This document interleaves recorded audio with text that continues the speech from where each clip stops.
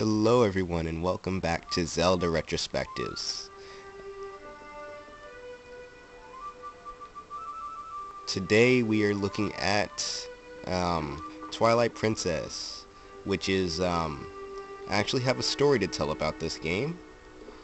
And I'm going to be using the HD version of the game, by the way, because there's no reason for me to load up the old version of the game that I have whenever I could just put this into my Wii U, use a controller, and other stuff. But anyways, Twilight Princess was my first Zelda game about 5 years ago. That's pretty crazy to think about that it's been such a long time since I first got into the franchise. But pretty much, my story with the game is I had saved up money to get Skyward Sword because I finally got a Wii in like 2011, and I figured that I wanted to go ahead and get into Zelda so that I could just like see what's so great about it. And I wanted to start with the most recent game because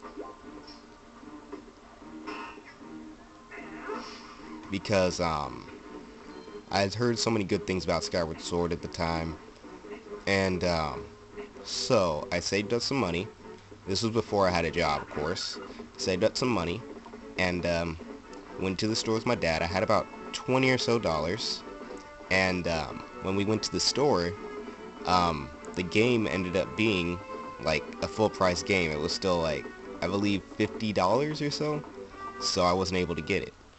Now, so I wouldn't waste a trip, I basically looked at what the next thing that had the word Zelda on it was, and it was this game. And looking at the cover of the game, I just, basically it made me ask more questions than it answered.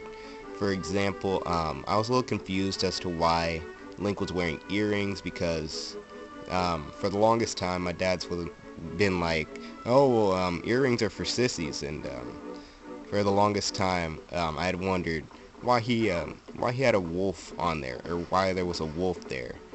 And little did I know the game was going to answer that for me. So I paid the $20 or so for the game, and I got into it. Now, another interesting thing is I believe it was my first T-rated game that I played. Every other game that I've played up to that point was, I believe, like E, or maybe like E10, pretty much. And it was perfect for me because I had like just turned 13, so, or something like that. It's been such a long time. It's sad because I should remember how old I was. I think I was about to turn 14 that year. And so this was perfect for me. So I decided to play it. It had a bit of a slow intro in my opinion. I still think that it does, but like I could do it a lot faster than I did back then, because back then I was just playing it blind and I had no idea what I was doing. So and then when it came to going to the first dungeon of the game, it took me a while to get there because the game does take a good bit to start up, like actually start up in terms of the story, because you have the regular tutorial for just Link, and then you have the tutorial for Wolf Link. Not to mention that back then I was also not that big a fan of Wolf Link because, well, I didn't care for how he played. I preferred playing as the human Link with the sword and stuff. So yeah. Anyways, it took me a few months, but I finally beat the game, and I decided that I would just get Skyward Sword for my birthday. So I did, and we're gonna get into Skyward Sword later. But pretty much this game, I liked this game. This was a great game in my opinion. I really wanted some more of the Zelda series, and I'm glad that I got into it when I did. So pretty much, yeah, this game got me into Zelda. I feel like if you want to get into Zelda, I wouldn't start with like the newest game for any franchise actually, really, unless they're like they play really similarly. I wouldn't start with like the newest game in the series, or else you're gonna like, I feel like you're gonna set your expectations too high for playing backwards, because like, for example, I'm gonna get into that, but I played A Link Between Worlds before I played A Link to the Past. I prefer A Link Between Worlds because A Link to the Past just feels so limited. But you know, I can understand why it was limited. It was a 1991 game. This is a 2006 game that got released in 2016 in HD, and I'm gonna get into next part some of the changes that they made in the HD version, and some things that I feel like they could have done better, or like they could have added to make this even better. Now, what else was I gonna talk about? Oh yeah, the controls for this game. So, in the original version, I played it on the Wii. You had to play with the Wii Remote and Nunchuck. And, this was a little bit of an issue for me because whenever I used the shield, the Nunchuck was in my right hand, and the Wii Remote was in my left hand. And the reason for that is because I'm left-handed.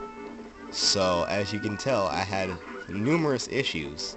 But, you know, it wasn't that bad because the motion controls in the game, they didn't, like, require you to do anything. You just had to do, like, the bare minimum, just, like, oh my freaking god.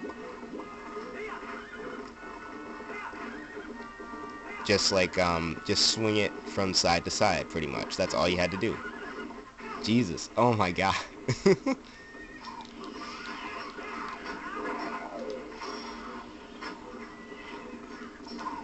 And, sorry I'm not talking much, it's just I'm trying to focus, because I am, like, getting destroyed. Oh my god. Run. And, you know, I didn't ever play games, what the heck? I didn't ever play a game where you had to, ride on a horse, too, so that was always new for me. And, again, I was holding the Wii Remote and the Nunchuck in the wrong hands. But that never was really a problem because the controls for the game were like, you can just swing the Wii Remote around in certain ways, and that's all you had to do. Pretty much. And yeah, that wasn't really an issue. And then I played Skyward Sword and it was an issue. But again, I will get to that game next time. So,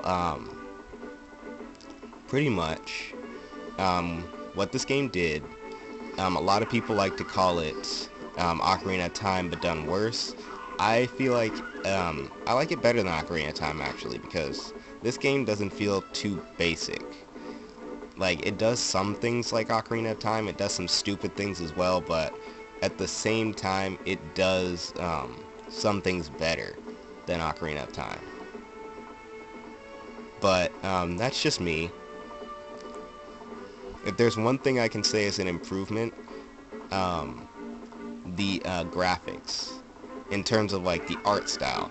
I was like, this is one of the scariest games that I'd played back then, because like I was 13 years old and this game has a very realistic art style with the enemies and the character designs, despite the fact that every character other than maybe Link and Zelda looks completely ugly. And like, they look horrifying in some ways, but you know, it was still like a game that I enjoyed.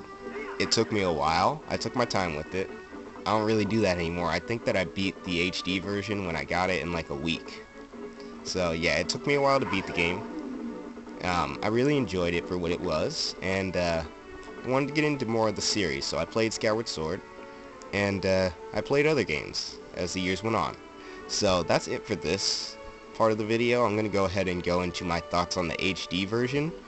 A lot of people apparently didn't bother with it because they felt like, oh, it looks the same. It really doesn't, actually. If I were to put in the original and then this one back to back, they don't look the exact same. Like, they look somewhat similar, but they don't look the exact same.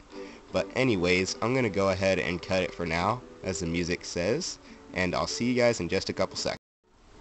Hello everyone, we're back, and right now I'm just going to go over some of the changes that they made in the HD version of Twilight Princess, because they did make a good amount. Not everybody likes to admit it because they feel like, oh, well, they didn't change enough, or the changes aren't really significant, but honestly I feel like they are significant enough in my eyes, because, you know, if they changed anything, like any little thing, you shouldn't just dismiss it because you don't feel like that changes anything, in my eyes. Because, it changes it for certain people. It changes it from a certain standpoint for some people.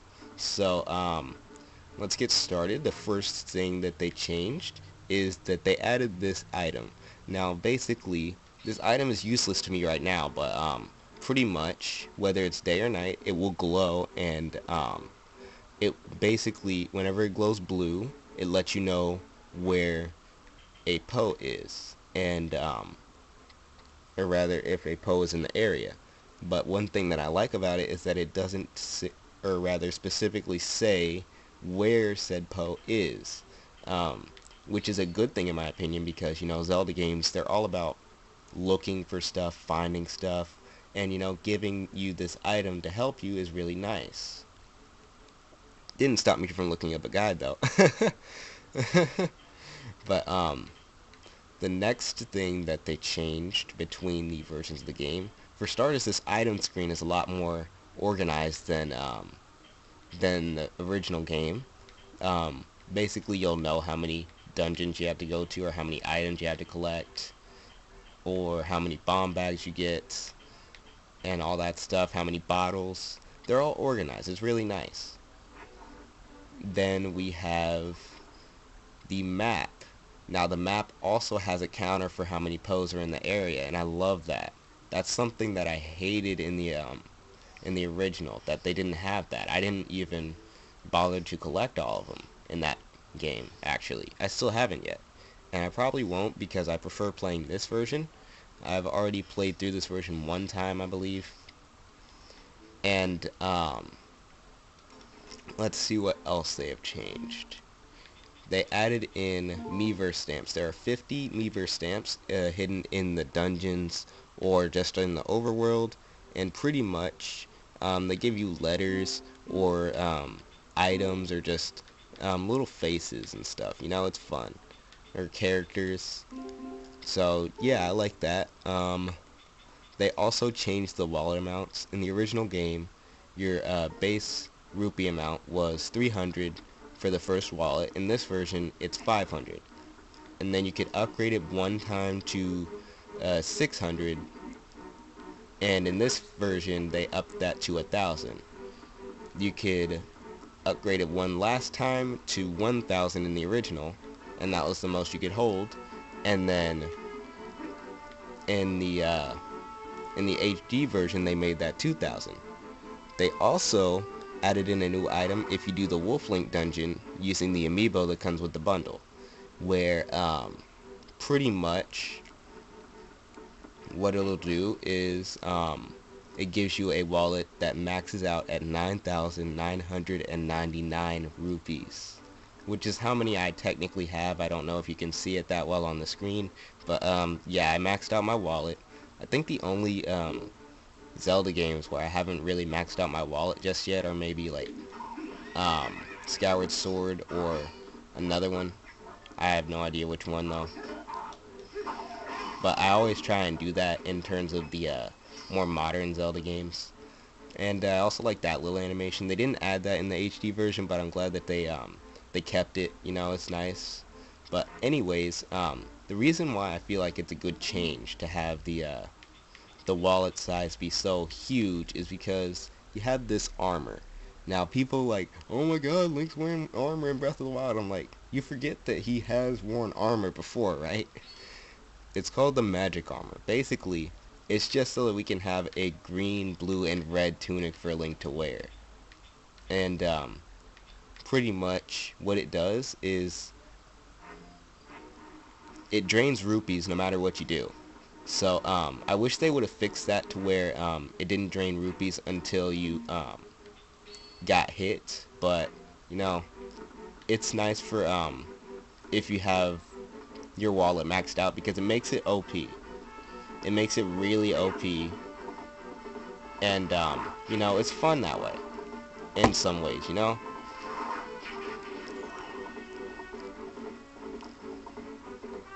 So, what else did the HD version do differently? Oh, right. They added in a hero mode. Now, I didn't go over this in Wind Waker, I don't think, but in that game you could have a hero mode where you take double damage. Same with this game. What they did though, which is really nice, they made it where the hero mode is mirrored. So pretty much, depending on what version of the game this game delivers, it pretty much gives you two different versions of the game, both the versions in one with better controls, which is nice because I do feel like they improved on the controls. The Vine controls are actually a lot faster in this version than in the original. In the original, it was so bad, but in this version, it's so much smoother. And it's like people judging only based on the graphics of this game, not looking as good as they feel like they should. You know, you're really missing out on a game that, you know, they put a lot of care into the little things that they fucked up on the first time. And I like that. But that's just me. You know, that's just my opinion. Take it or leave it. You're probably gonna leave it, but that's fine. And what else did they do differently? They integrated Amiibo into this. I already explained that Wolf Link gives you an extra dungeon. It's kind of like what they're doing with Breath of the Wild with the DLC. You know, people are like freaking out too much, and they feel like, you know, I saw some comments like, why does Zelda need like amiibos or like these little Happy Meal toys? And I'm like, you know, they add stuff to the games sometimes, which is nice. Stop acting like this is such an untouchable franchise that, you know, Nintendo can't do things that are different with it, you know? Honestly. And, you know, I liked the amiibo in this game, sort of. I didn't really use any of them, but I liked it.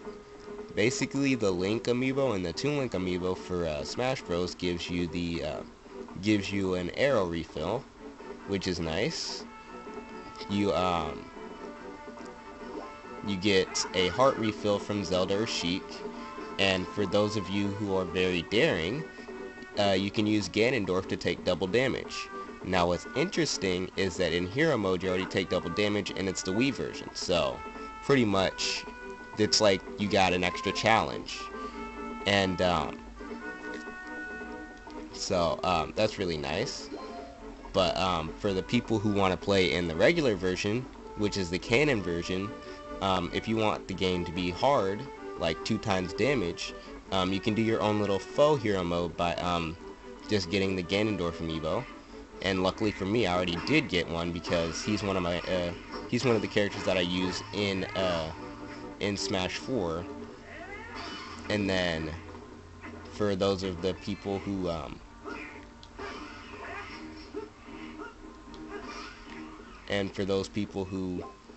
want to be really hardcore, you can just combine hero mode and the Ganondorf amiibo to take 4 times the damage, which they actually advertise on the box.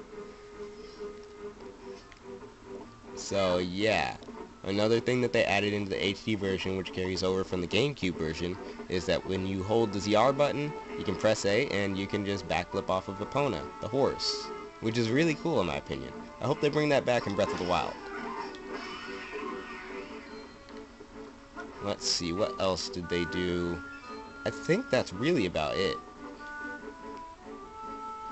You know, other than upping the graphics, because this game, it, you know, you'll hear people say that it doesn't look much different than the original, but, you know, I feel like they're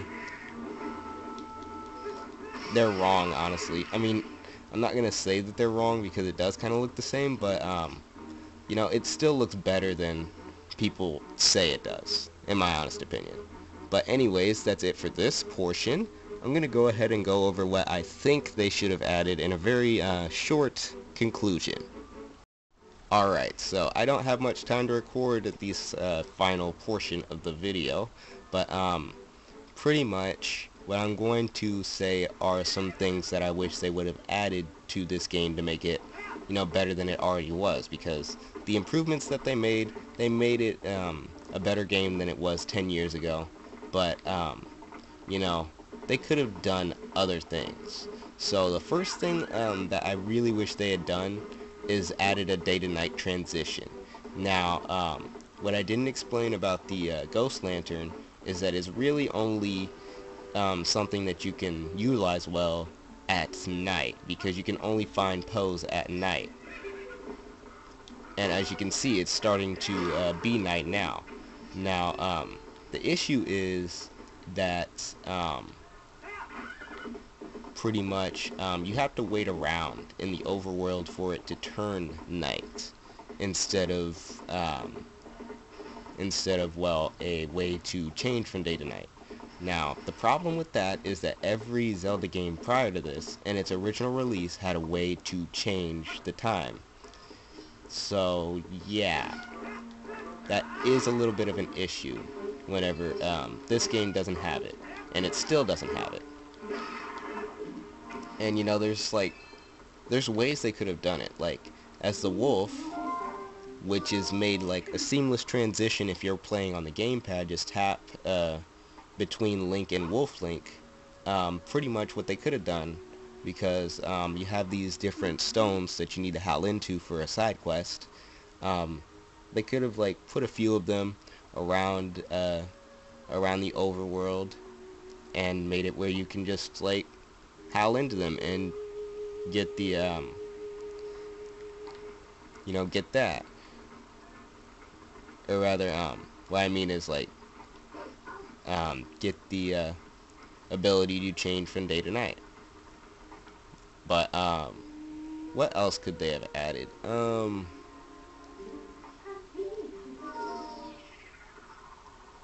Because they already added in a new dungeon, which is basically just the Cave of Ordeals, but with